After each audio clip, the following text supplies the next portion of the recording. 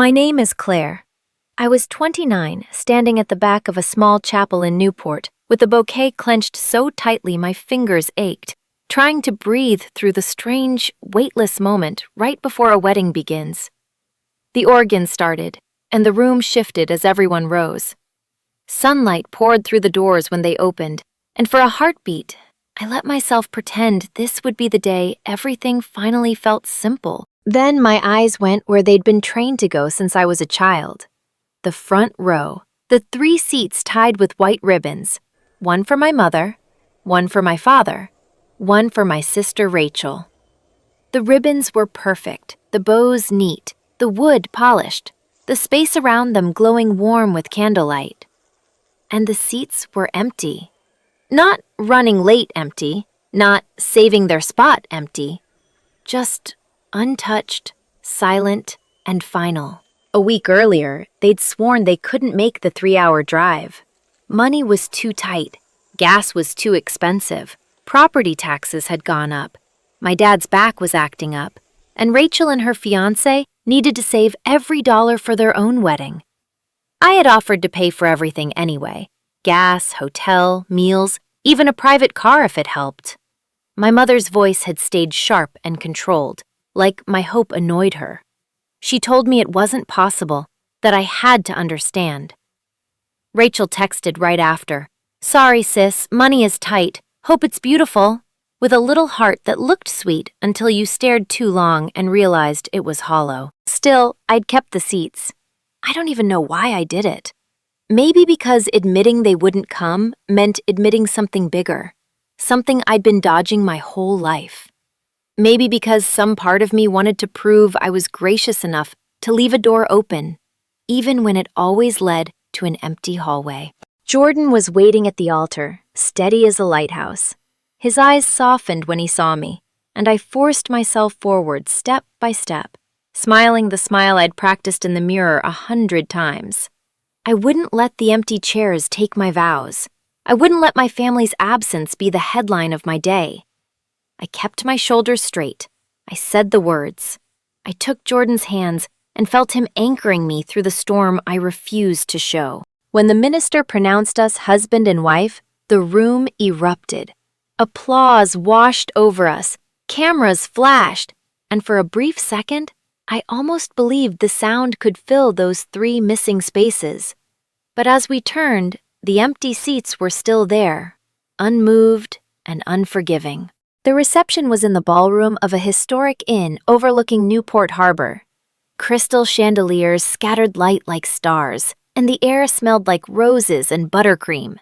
Jordan's family surrounded me with warmth so effortless it made my chest ache. His mother hugged me and called me her daughter, as if it were the most natural thing in the world. His cousins pulled me onto the dance floor. His aunts fixed my veil. People toasted us like they'd known me forever. I kept smiling, kept saying thank you, kept pretending the crack inside me wasn't widening with every song. During the cake cutting, Lily, my maid of honor, went pale.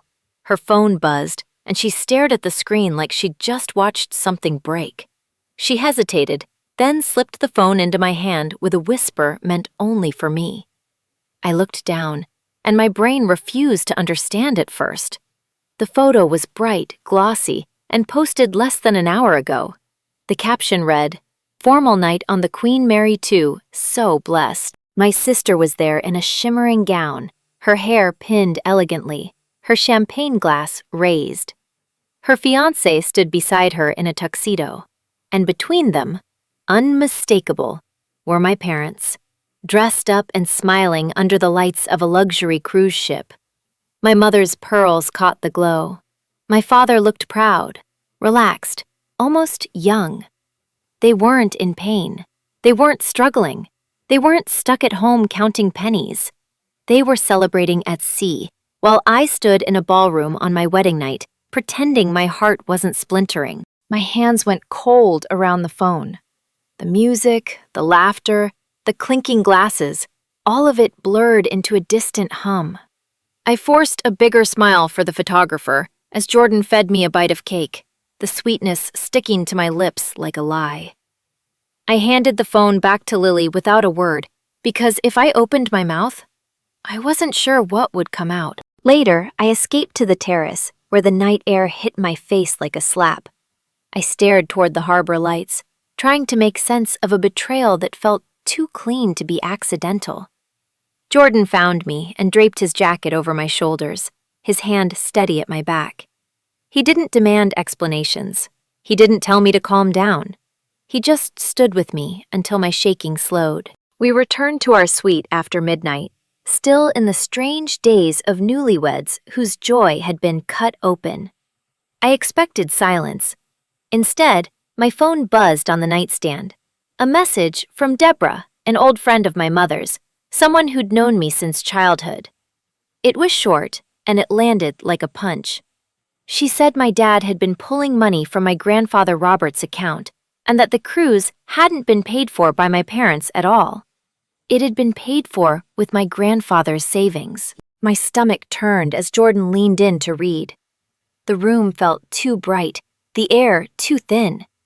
My hands moved on instinct as I opened my laptop and logged into the account I'd helped my grandfather set up years before.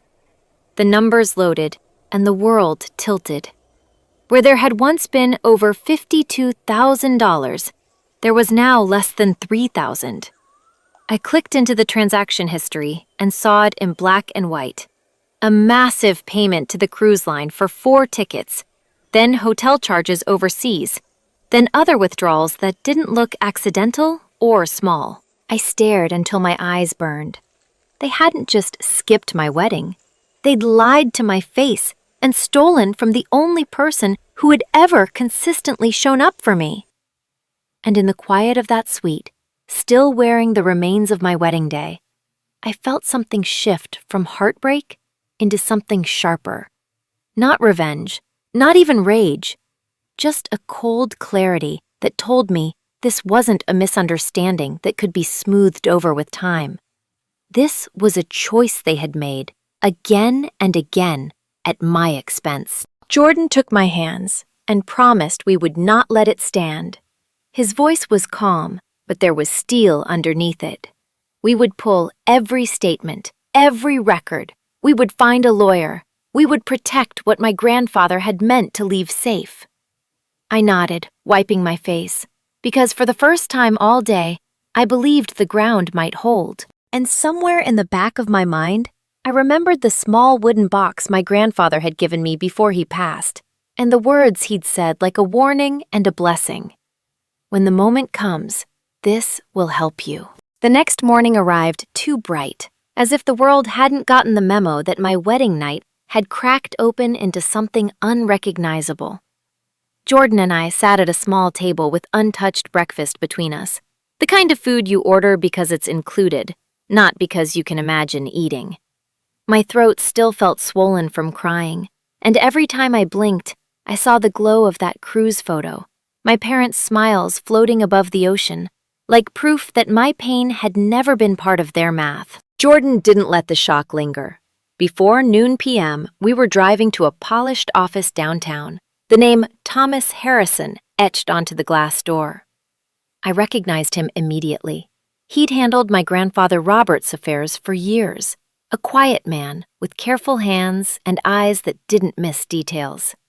When he greeted me, his warmth hit like a bruise, because it reminded me of the only steady love I'd ever known. He told me my grandfather spoke about me constantly, and I felt my chest tighten.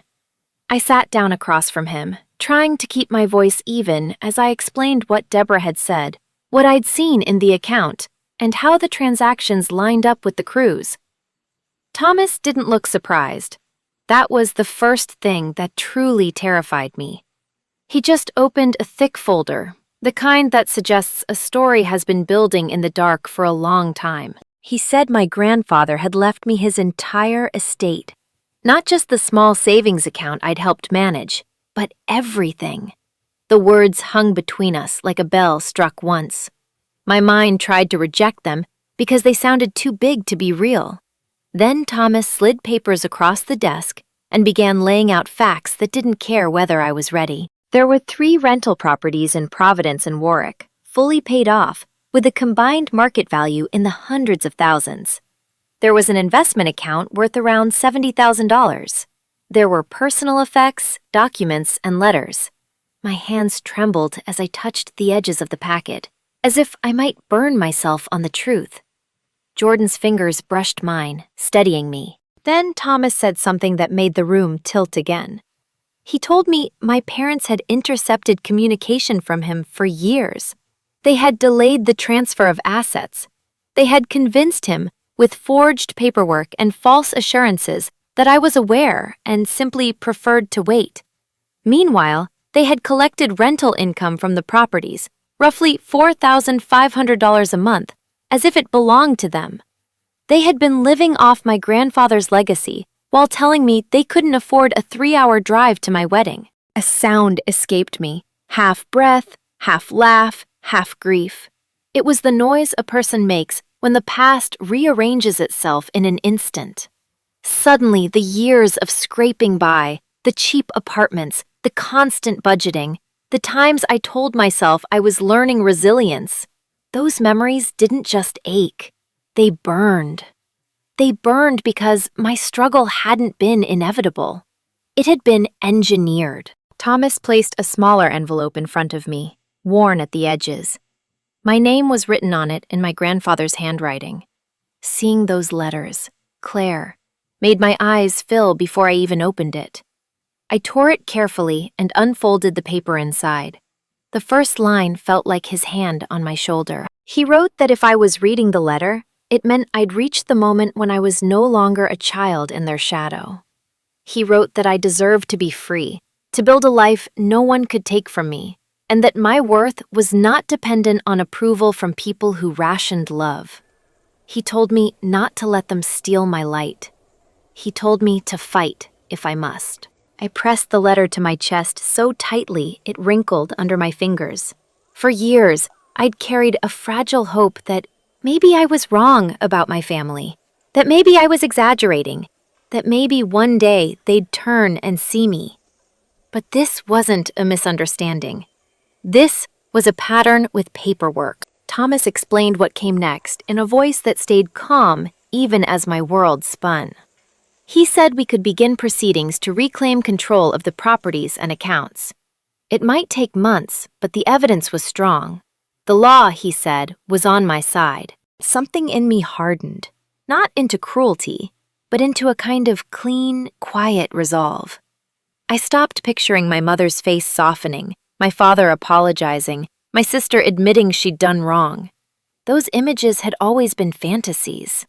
Real life was bank statements and forged signatures and rent checks deposited into the wrong hands.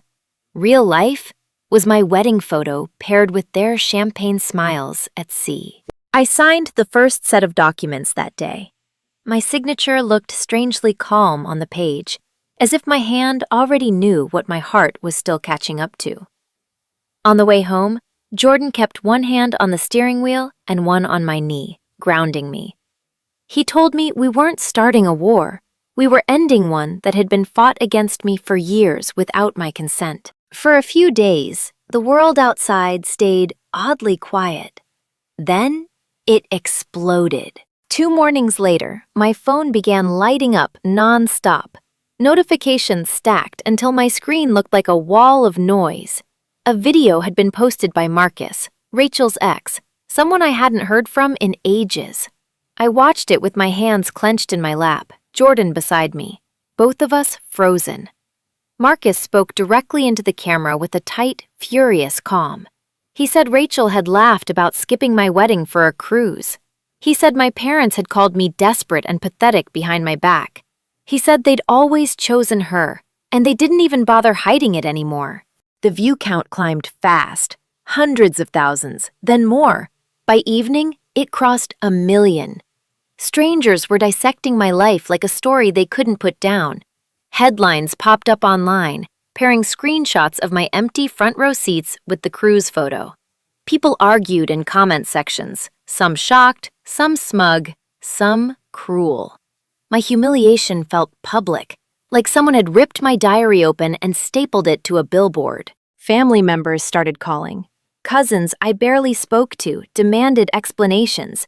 then accused me of exaggerating. One aunt said Rachel was the golden child and deserved a little joy. Another relative whispered that they'd always suspected something, but it had been easier to stay quiet than challenge my parents. That night, Rachel went live on Instagram. Her makeup was perfect. Her voice shook in all the right places. Ethan sat behind her like a prop, stiff and silent. She said she was heartbroken, that her sister was twisting the truth, that jealousy made people cruel, that she would pray for me to find peace. A tear slid down her cheek like it had been scheduled. Thousands of comments flooded in, telling her to stay strong, calling me unstable, accusing me of trying to ruin her life. I sat there staring at the screen, feeling the old familiar sensation of being erased in real time. The difference was, this time, I had evidence. The next morning, the internet shifted again. Someone had pulled public probate records, documents anyone could request if they knew where to look. Screenshots spread like wildfire. My grandfather's will was there in black and white, naming me as the sole heir. People zoomed in, circled it, reposted it. And the line about Rachel went viral for all the wrong reasons. She had been left a set of old golf clubs stored in the garage. Memes followed. Some were cruel. Some felt like justice dressed as humor. For the first time since the wedding, I let out a small, brittle laugh. Not because I wanted Rachel humiliated, but because truth finally had teeth. Jordan squeezed my shoulder and told me the truth didn't need perfect lighting to win. But even as the noise outside grew louder, the real storm was still inside my family's walls, and they were about to bring it straight to my door. The calls started before breakfast the next morning. My phone buzzed across the counter as I poured coffee, vibrating hard enough to rattle the mug. I didn't answer the first one, or the second, or the 5 that followed. When I finally looked, the screen was crowded with messages stacked like accusations. My mother said I had gone too far. Rachel said I was humiliating the family for attention. My father's message was short and sharp, telling me to pick up the phone or he would come over himself. I turned the phone face down and focused on the steam rising from my coffee, trying to anchor myself in something real. Jordan watched me quietly, his jaw tight. The warmth of the mug in my hands was the only thing keeping me present as the buzzing continued, insistent and angry, until I silenced the phone completely. The quiet that followed felt like oxygen rushing back into my lungs. That afternoon, a thick envelope arrived in the mail. My father's handwriting was unmistakable, heavy and uneven. Jordan sat beside me at the kitchen table as I opened it. Inside was a letter written in sharp strokes, accusing me of destroying my grandfather's legacy, of dragging his name through the mud, of being ungrateful and cruel. He warned me to stop before it was too late, as if I were the one who had crossed some unforgivable line. Jordan read over my shoulder and shook his head slowly. He said it wasn't about my grandfather's legacy at all. It was about control. Losing it terrified them more than losing me ever had. Hearing it framed so plainly snapped something into place. My grandfather's letters had never been about obedience or silence. They had been about courage and choice. Whatever line I'd crossed, it wasn't the wrong one. That night, I blocked their numbers, one by one. My mother, my father, Rachel. The silence afterward wasn't empty. It was clean. The next morning, Jordan and I returned to Thomas Harrison's office. The glass doors closed behind us with a soft finality that felt symbolic. Thomas spread documents across his desk, explaining the steps ahead with the calm precision of someone who had done this many times before. We would file a civil case to recover the assets and a criminal complaint for fraud and forgery. He didn't promise it would be easy, only that the evidence was overwhelming. When I signed my name across the final page, my hand didn't shake. For the first time, I felt like I wasn't reacting anymore. I was choosing. For a few days, nothing happened. The quiet was unnerving, like the pause before a storm breaks. I let myself believe maybe they were retreating. Maybe reality had finally caught up to them. Then, on a Friday night, the pounding started. It was loud enough to shake the apartment door, the sound of fists and weight slamming against wood. Jordan stood up instantly and told me to stay back. Through the peephole, I saw my father swaying in the hallway, his face red and unfocused, a bottle clutched in his hand. He shouted my name, his voice thick with rage and alcohol, demanding I open the door. My chest tightened as he kicked the door, then slammed his shoulder into it hard enough to make the frame groan. Jordan called 911, his voice steady as he gave our address. I stood frozen behind him, gripping the back of a chair, listening to my father's shouts blur into threats that barely sounded human anymore. The sirens came fast. Red and blue lights flashed across the living room walls, painting everything in sharp, unreal colors. 2 officers restrained my father as he fought them weakly, his curses echoing down the hallway, while neighbors peeked through cracked doors. One officer asked if I was all right, if I wanted to press charges for attempted break-in. My voice shook, but I said yes. Saying it felt like sealing a door that had been open far too long. When they took him away, the building fell quiet again. Not the hollow quiet of being ignored, but the heavy silence that follows when the truth finally has witnesses. I sat on the couch with Jordan's arm around me, my body still trembling. What had just happened didn't just strengthen our legal case. It stripped away the last illusion I had been clinging to. My father hadn't been misled or manipulated. He had chosen this. He had chosen violence and entitlement over honesty, just as he had chosen Rachel over me for years. The weeks that followed moved quickly and slowly at the same time. Court dates were scheduled, documents were filed. Every bank statement and forged signature felt like reopening an old wound. But this time, it was done under bright lights, where denial couldn't survive. When the hearing finally came, the courthouse air smelled faintly of polish and paper, sterile and unforgiving. Across the aisle, my parents sat stiff and pale. Rachel dabbed at her eyes before anything even began, Ethan beside her, silent and rigid. Thomas laid out the evidence piece by piece, his voice measured as he presented bank records, property deeds, and signatures twisted into clumsy imitations of my own. When the judge examined them, the room seemed to hold its breath. Rachel spoke when called, crying softly as she claimed ignorance and insisted she only wanted her family intact. She glanced at me as if I might rescue her with a nod. I didn't move. When it was my turn, I stood and told the truth without embellishment. I spoke of years of absence, of savings drained without consent, of the night my father tried to break down my door. The courtroom stayed silent as I sat back down. The judge's ruling came sharp and absolute. I was recognized as the lawful heir to my grandfather's estate. The assets were frozen and ordered prepared for transfer. Further proceedings would follow. As we left the courthouse, the afternoon light felt different on my face, clearer somehow. Jordan's hand found mine, solid and warm. Behind us, voices rose in anger and disbelief. But ahead of us, the path felt open. For the first time in my life, I wasn't carrying the weight of being unseen. I was carrying something steadier. The fallout came fast once the ruling became public. Within days, banks sent notices, and the fragile scaffolding my parents had built their lives on began to collapse. The house with the blue shutters and carefully pruned hydrangeas, the one that had been the backdrop of so many of my childhood disappointments, was no longer theirs. They had leveraged it too many times, spent too freely. And without access to the estate they'd treated like a private fund, foreclosure followed with a brutal efficiency. Neighbors whispered as movers carried boxes down the front steps, my father's shoulders rounding lower with each scrape against the driveway. Rachel's world unraveled just as quickly. The headlines that once painted her as glamorous and untouchable now carried words like fraud and forgery.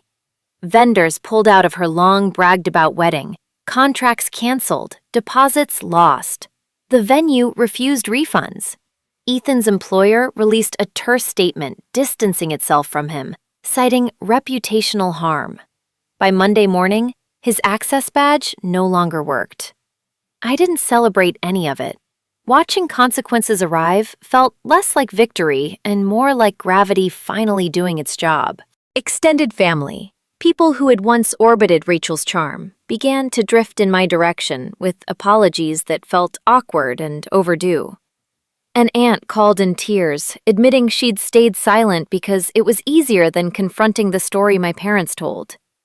An uncle sent a letter confessing he'd believed the worst about me because it required less courage than questioning the family script.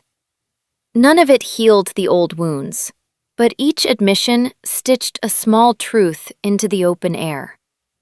I hadn't imagined my way through years of being overlooked. 2 weeks after the hearing, I opened the old Bennett house for a gathering. The dining table shone under a simple spread. Nothing extravagant, just food meant to be shared.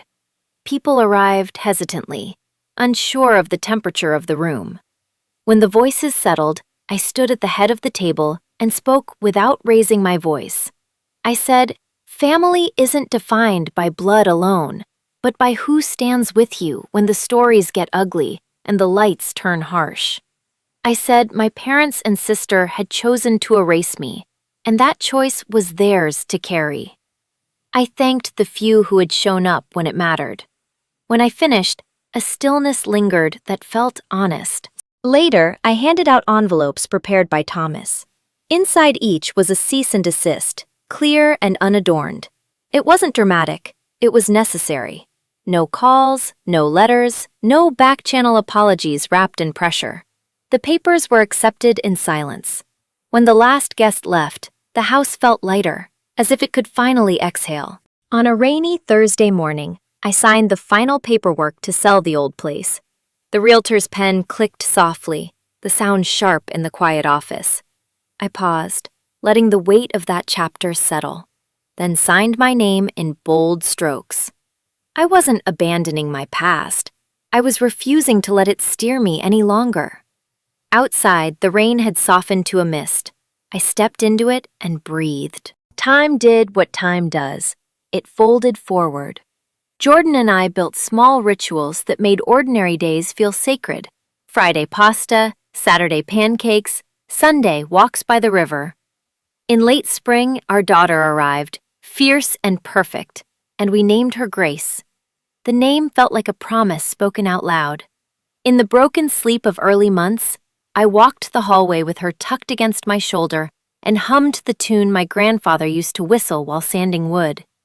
Some nights I read his letters until the knot in my chest loosened. He wrote about choosing joy without asking permission, about living openly as its own kind of justice. When the legal dust settled, the properties transferred, and the accounts repaired, we made choices that felt aligned rather than reactive.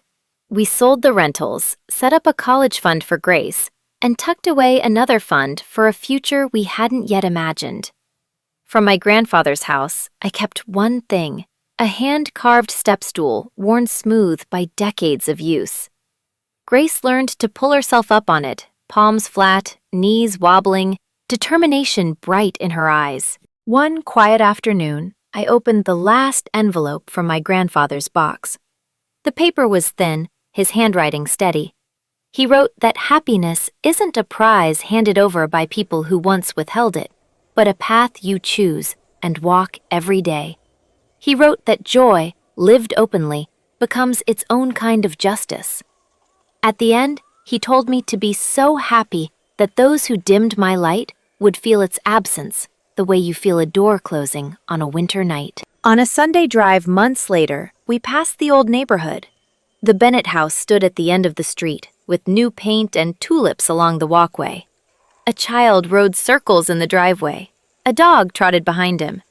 Through the window, a woman set wildflowers on the sill. The old ache rose and faded, like a tide that no longer owned me. That house hummed with bedtime stories now, not silence. That night, after Grace fell asleep, Jordan and I sat on the balcony with blankets and warm mugs. The the city glowed. I read my grandfather's words aloud, not as a plea, but as a benediction. Peace didn't arrive with fireworks. It came quietly, complete. And I realized I'd been walking toward it for years. Peace did not mean forgetting. It meant remembering without bleeding. 2 years slipped by almost without announcement, the way real healing tends to happen. Our apartment in Boston filled with the small, honest chaos of a life built deliberately. Laundry folded late, toys scattered under the coffee table, the smell of coffee drifting through mornings that no longer began with dread. Grace grew fast, her laugh sharp and fearless, her curls bouncing as she learned the world was something she could meet head-on. There were still echoes. Some nights, when the city quieted after 11 p.m., memories slipped in like shadows at the edge of a room. They didn't knock anymore. They didn't demand. They just existed. I learned to let them pass. I learned that pain doesn't disappear. It changes shape. It becomes something you can carry without it carrying you. We heard little from my parents or from Rachel after the cease and desist orders took effect. What did arrive came through attorneys, stripped of emotion and urgency. Once, I saw a photo someone else posted of Rachel working at a front desk in a suburban office park. I felt no triumph, just a distant, almost tender wish that she might someday build an identity not stitched together from someone else's silence. I didn't comment. I closed the app and took Grace to the park. Mia, my younger cousin, came to visit one gray Saturday with a canvas tote full of books for the baby. She told me she was applying to nursing school, ready to leave behind the old family stories that had taught her to stay small. We sat at the kitchen table while Grace gnawed on a teething ring and Jordan stirred soup on the stove. Mia asked if it ever stopped hurting. I told her the truth. It never vanished, but it stopped steering the ship. It became a shadow instead of a storm. Winter evenings became our own kind of ritual. Jordan and I pushed the stroller down Commonwealth Avenue, breath clouding the air as lights glowed behind brownstone windows. Sometimes we stopped on the footbridge and watched boats slide across the river, white triangles against dark water. I would point them out to Grace and feel the past tug once, then loosen. The life I had wanted was no longer a prize I had to earn by being agreeable. It was the ground beneath my feet. One afternoon, I took out the last letter from my grandfather's box and read it slowly, the paper soft from time. He wrote about the girl he had known and the woman he believed she would become. He wrote that love is not proven by endurance alone, but by the courage to walk away from what erodes you. He wrote that choosing peace is not weakness, it is discernment. When I finished, I sat for a long time without moving, letting the words settle into a place that finally felt like home. When Grace took her first steps, she wobbled from Jordan's hands to mine, determination blazing in her eyes. We cheered so loudly, the upstairs neighbor laughed through the ceiling. I scooped her up and held her against my chest, right where there had once been a hollow. It was full now. Jordan wrapped his arms around us both, and in that small kitchen dusted with flour and sunlight, I understood something simple and unshakable. Love that shows up changes the shape of everything. Spring returned, soft and green. On a drive back from visiting a friend in Rhode Island, we took a quiet detour through the old neighborhood. I parked across from the Bennett house and turned off the engine. Someone else's life filled it now. Muddy shoes by the door, laughter leaking through open windows, a kettle singing somewhere inside. The ache rose, then faded, like a wave that knows when to retreat. That house no longer held me. It never really had. That night, after Grace fell asleep, Jordan and I sat on the balcony with blankets and warm mugs, the city breathing around us. I looked up at the thin slice of moon and thought of my grandfather at his workbench. Light pooled over wood shavings, sleeves rolled, smile easy. I felt his certainty settle over me again, not as grief, but as gratitude. Some people spend their lives chasing applause that fades the moment the room goes quiet. Others build rooms where love is not a test, where chairs are filled because people choose to sit in them. I chose the second. It took loss to learn it, but it changed everything. If this story stayed with you, tap like, share it with someone who needs to hear it, and subscribe for more stories about finding your footing when the ground shifts. I'd love to hear your thoughts in the comments. Have you ever had to choose peace over permission?